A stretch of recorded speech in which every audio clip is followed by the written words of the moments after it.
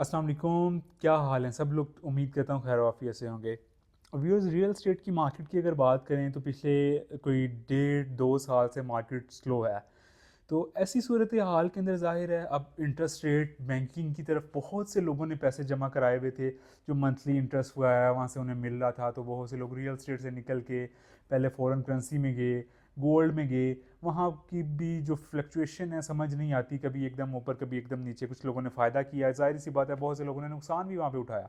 तो लोगों ने सेव एंड सिक्योर जो समझा, वो बैंकिंग चैनल को समझा कि बैंकों में पैसा डालो, बस जो मंथली बेस पे आपको इसका इंसेंटिव मिलता है वही सेव एंड सिक्योर इन्वेस्टमेंट है। लेकिन वैसा करने से भी आपको मंथली एक रिटर्न तो मिल रहा होता है, लेकिन पैसा आपको पता है जो अपनी जो वैल्यू है वो ख़ास तौर पे पाकिस्तानी रुपये वो दिन ब दिन खो रहा है।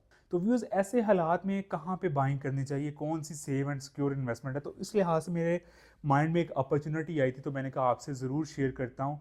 तो व्यूअर्स, आजकल जो आपको पता है टेक्नोलॉजी का दौर है, आईटी का दौर है।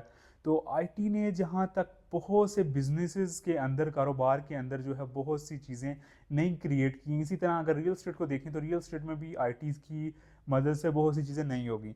व्यूज़, पहले ये होता था इस्लामाबाद में बहुत से लोग दूसरे शहरों से आते थे जिन्होंने आगे मरी वगैरह जाना होता था या फिर नॉर्दर्न एरियाज़ की तरफ जाना होता था। वो लोग जिनके रिलेटिव इस्लामाबाद या पिंडी में हैं उनका तो कुछ ना कुछ मैनेज हो जाता था, अदरवाइज लोग होटल की तरफ जाते थे। जो यहाँ पे 3 और 4 स्टार होटल हैं वहाँ का जो रूम इस टाइम चल रहा है तकरीबन मिनिमम आपको 30-35 थाउजेंड पर नाइट आपको मिलता है।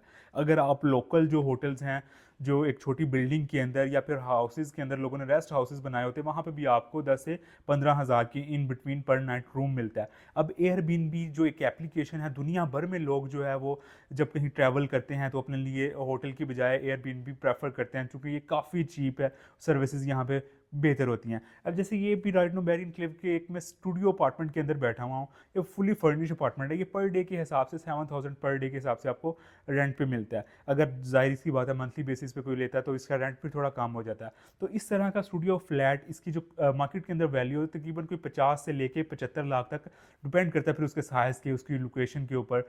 तो ऐसा अपार्टमेंट अगर आप ख़रीदते हैं, उसे नॉन फर्निश रेंट पे देते हैं, तो व्यूअर्स वो आपका तकरीबन कम से कम 20 से 30 हज़ार के इन बिटवीन चलता है। तो डेफिनेटली जब उसे फर्निश करके एयरबीएनबी पे लगाते हैं तो व्यूअर्स इसी तरह का जो अपार्टमेंट है उसका आपको मंथली जो सेविंग हो जाती है वो तकरीबन 1 लाख के आसपास आपको उससे पैसे बच जाते हैं। अगर वो किसी अच्छी लोकेशन के ऊपर है और वो डेली बेस के ऊपर रेंट आउट नहीं भी हो रहा, आपको 15-18 दिन भी वो रेंट पे लग जाता है, बाकी के दिन फ्री पड़ा रहता है। तो व्यूअर्स, आपके अगर गेस्ट वगैरह कोई आते हैं, कोई दोस्त यार आते हैं, तो आप उधर भी उनको भी ठहरा सकते हैं, और जो वो इनकम आपको जनरेट करके दे रहा है उसका तो आपको डेफिनेटली एडवांटेज है।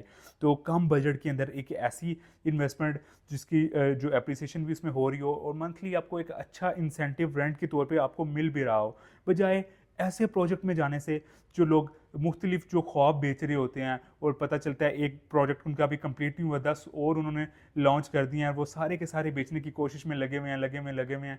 एट द एंड फिर पता चलता है जी जनाब नैब में केस चल रहा है और किसी को कोई चीज़ नहीं मिली।